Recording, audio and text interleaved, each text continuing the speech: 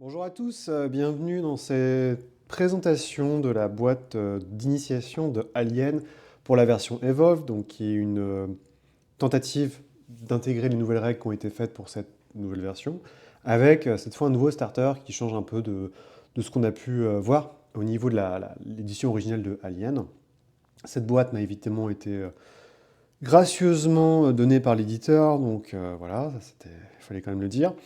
Donc, sans plus tarder, on a une boîte qui est assez dense. Vous voyez, elle prend quasiment toute ma caméra.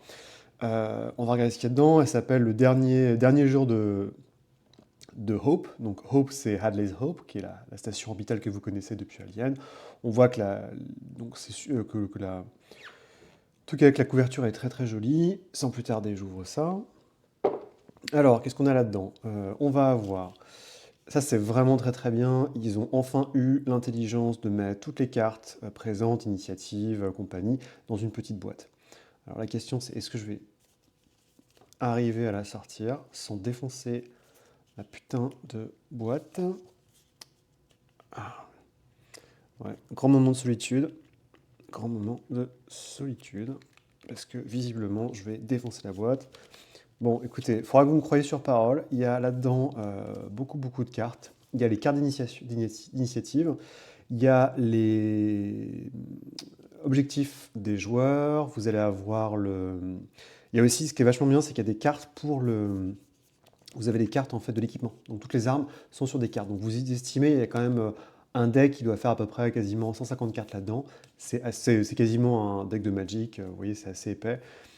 J'espère que votre modèle sera plus simple que le mien. Je l'ai ouvert une fois en fait. Ce que j'ai fait passer une lame de couteau pour le soulever parce que sinon c'est pas top.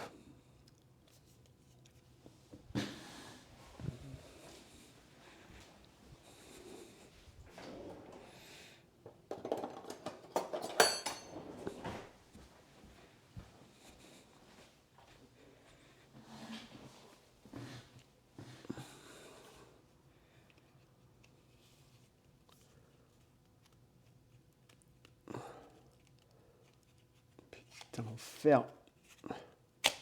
Voilà, j'ai réussi. J'ai pas défoncé la boîte, c'est déjà ça. Donc comme ça, je peux vous montrer un peu les cartes qu'il y a dedans.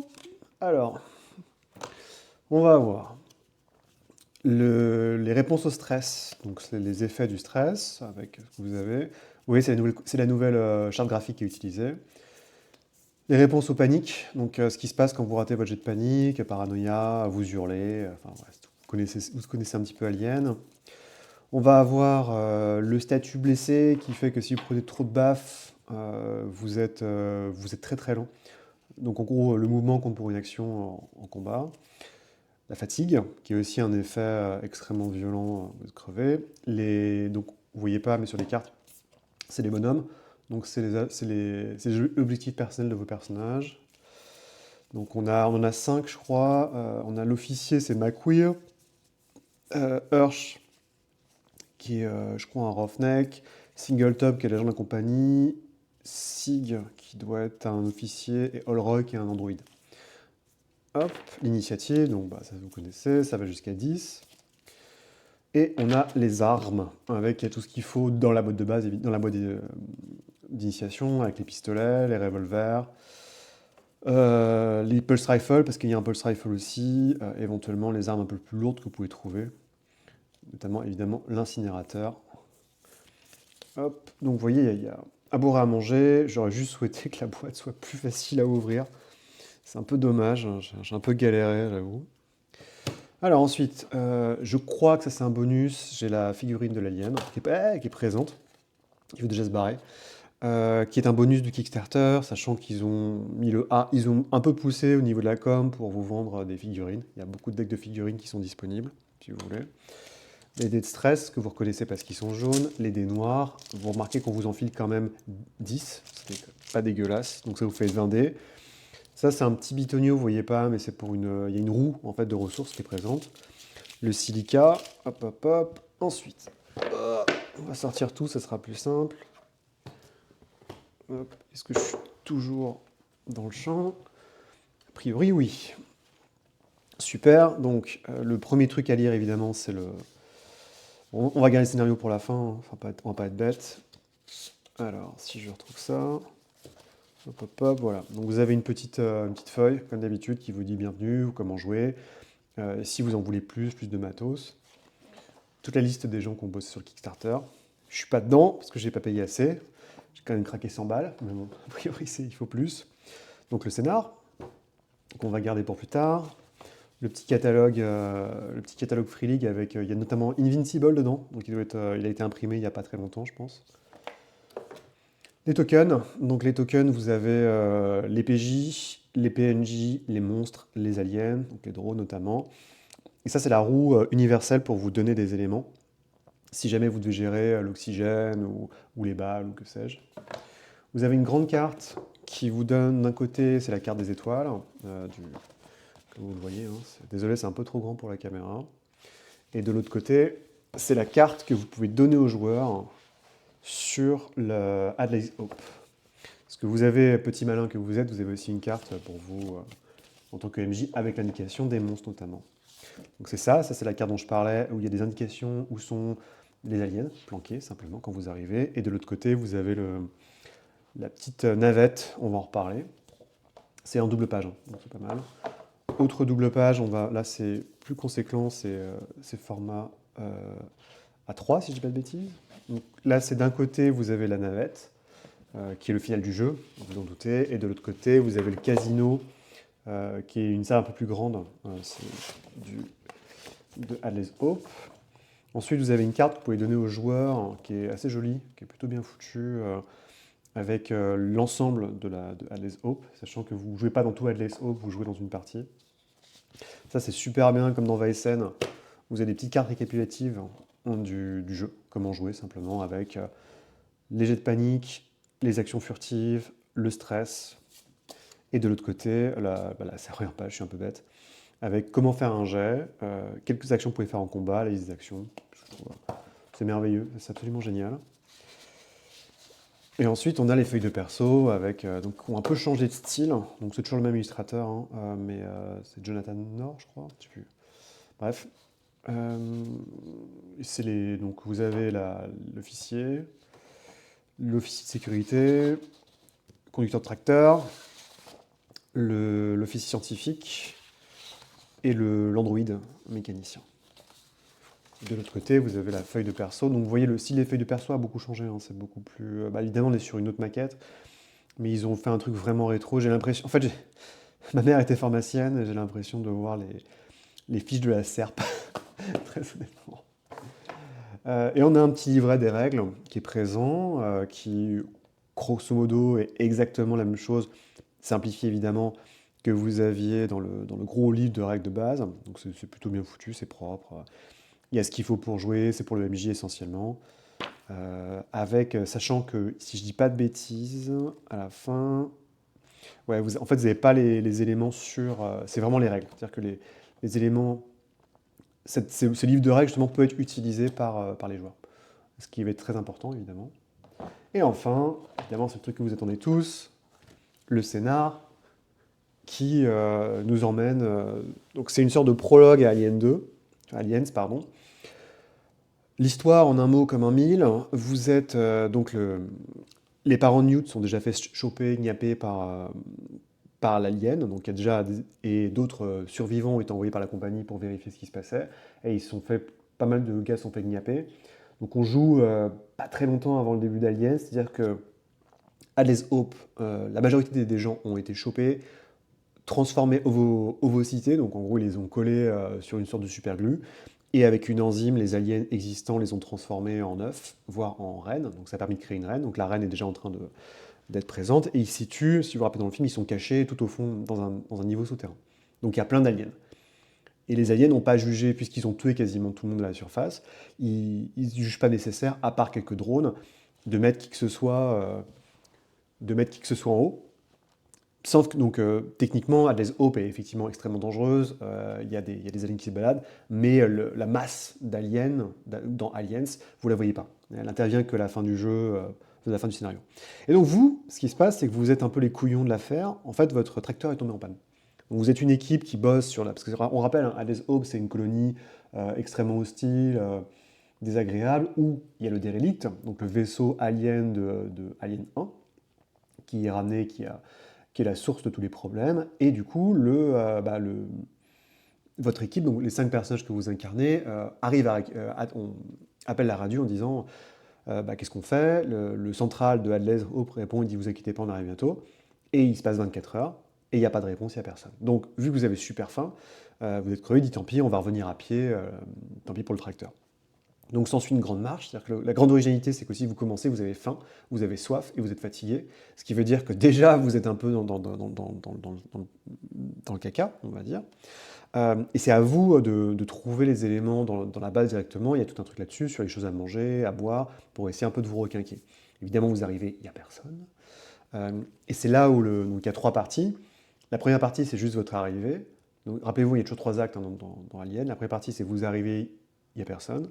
La seconde partie démarre quand vous voyez un alien dans la base, et la troisième partie, le final démarre quand vous avez l'élément qui permet de vous barrer.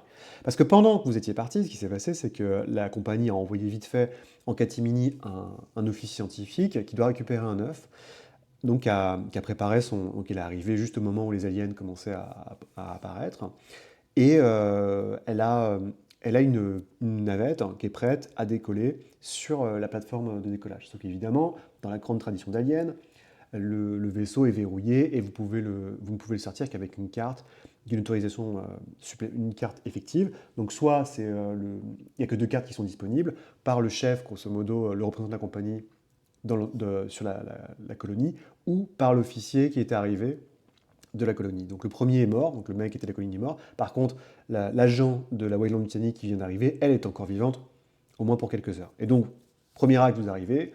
Deuxième acte, c'est oh mon dieu, les aliens, qu'est-ce qu'on fait? Et troisième acte, c'est ok, pour se barrer, il faut impérativement qu'on ait la carte. Et c'est parti. Donc voilà, essentiellement, je vous ai raconté le pitch. C'est très simple, évidemment, c'est une histoire toute bête. Mais c'est plutôt sympa de jouer justement à des Hope juste au moment où tout se casse la gueule, et justement le fait que vous pouvez être concrètement ceux qui alertent et qui disent attends, enfin des gens qui arrivent à survivre à ce qui se passe. Donc la carte est essentiellement présente, il y a quelques aliens, déjà c'est quand même assez violent parce que vous avez au moins deux aliens qui se baladent. Il y en a un qui s'active et qui commence à vous stalker, donc qui vous suit mais qui ne vous attaque pas directement dès que vous rentrez dans le bâtiment par le sud. Il y en a un autre qui dort près du bureau de la Weyland-Yutani, donc c'est là où vous voulez aller à un moment parce que vous avez besoin de la carte d'accès du chef de du représentant de la Weyland-Yutani sur la base, et évidemment il est mort, et il n'a pas la carte.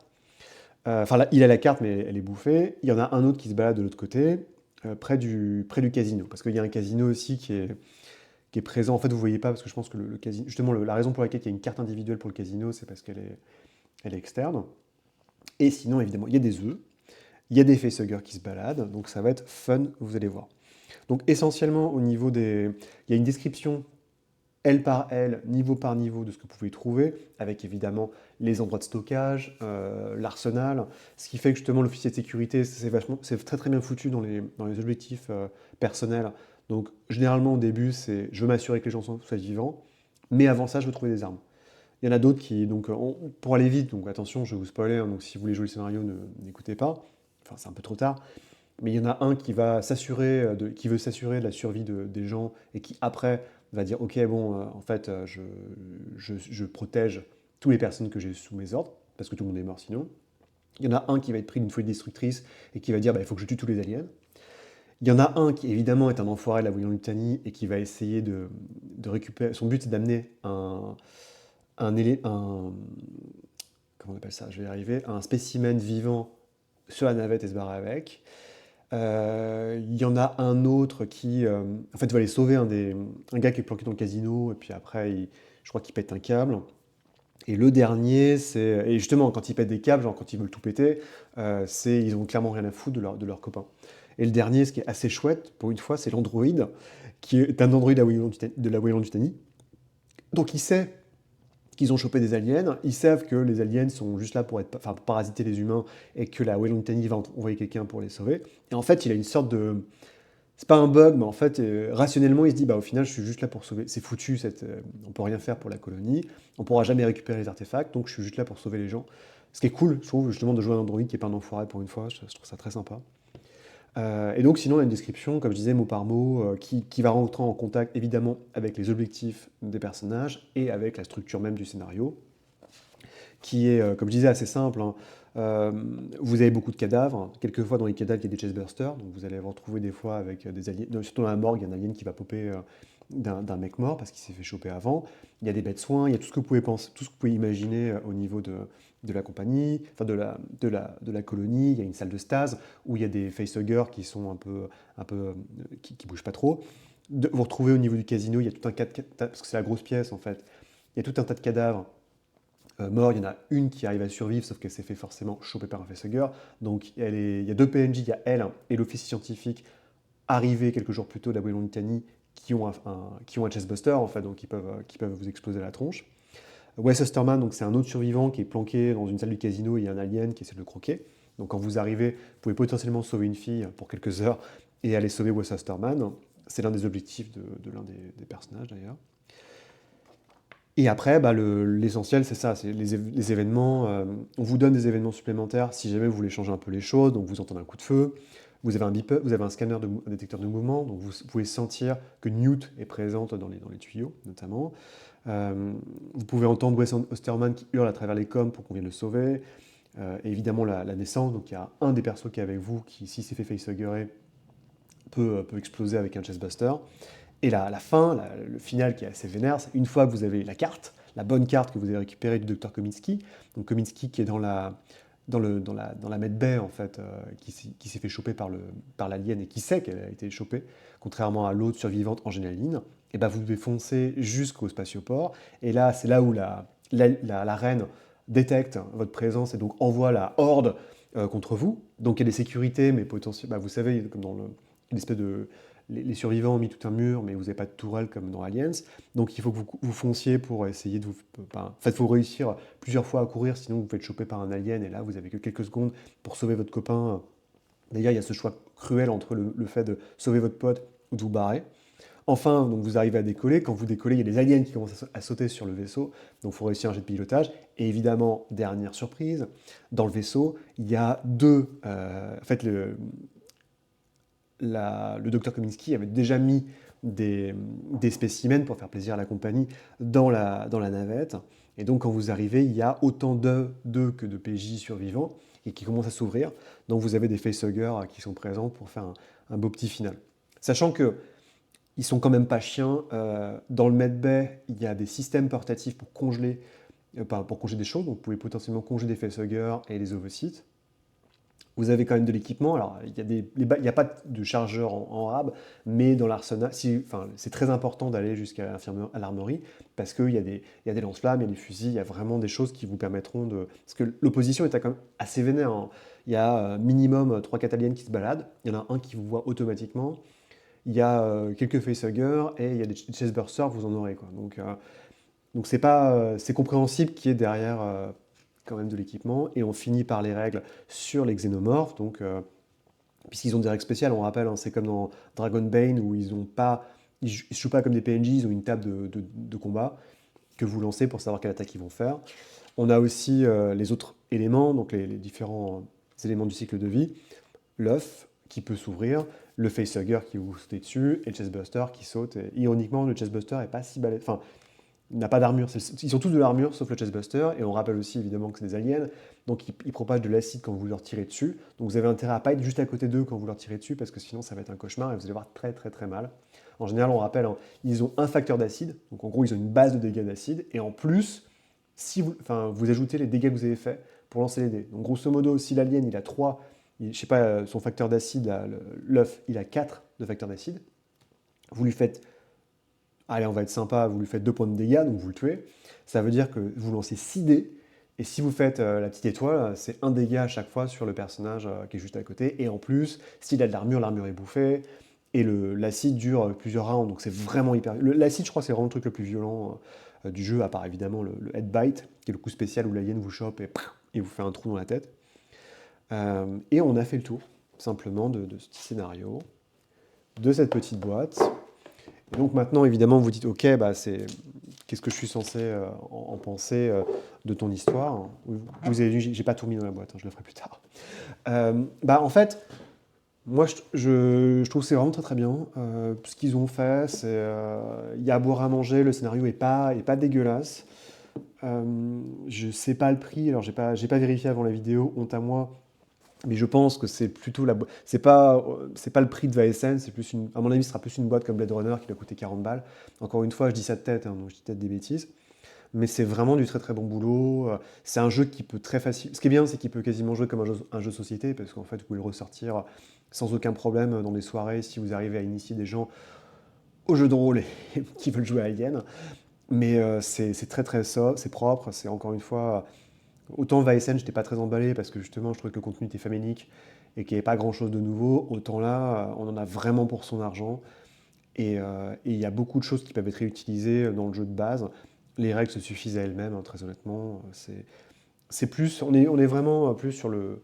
Pour moi, on est au niveau de la boîte de Blade Runner, quoi, simplement. Sauf que c'est plus facile. Enfin, je pense personnellement que c'est plus facile de créer des scénarios d'Alien que des scénarios de Blade Runner, surtout avec le système d'enquête, de shift et j'en passe. En tout cas, c'est vraiment. Non, c'est du super boulot, hein. Chapeau bas, évidemment, ils m'ont donné la boîte, mais je l'ai acheté aussi, donc j'ai un peu la double casquette et j'aime beaucoup rien que pour le. J'adore l'illustration en fait, je trouve que l'illustration est absolument géniale et le fait de jouer dans Hades Hope avec un timing qui est assez serré, une structure narrative à l'Alien classique, trois actes marche très très bien et je peux, moi personnellement, si. Autant je peux comprendre qu'on n'achète pas la boîte, le livre de base, parce que si vous l'avez déjà, ça n'a aucun sens. Autant c'est quand même un super, enfin c'est un chouette petit scénar d'initiation qui peut très mal tourner comme dans tout Alien, mais c'est propre et ça parlera à tout le monde parce que quasiment tout le monde a vu le film. Donc c'est très chouette et surtout le fait de ne pas être dans un vaisseau pour une fois, c'est plutôt cool. Alors évidemment, si vous voulez sortir, si vous êtes un petit malin et que vous dites bah moi je reste dehors, vous inquiétez pas, il y a des vents violents, il y a du stress qui monte et potentiellement des aliens qui disent ah coucou et qui viennent vous voir pour vous niaiper parce que eux le vent ils en ont pas grand chose à faire. Et en tout cas, c'est tout pour aujourd'hui. J'espère que ça vous a plu et à très bientôt. Allez, salut!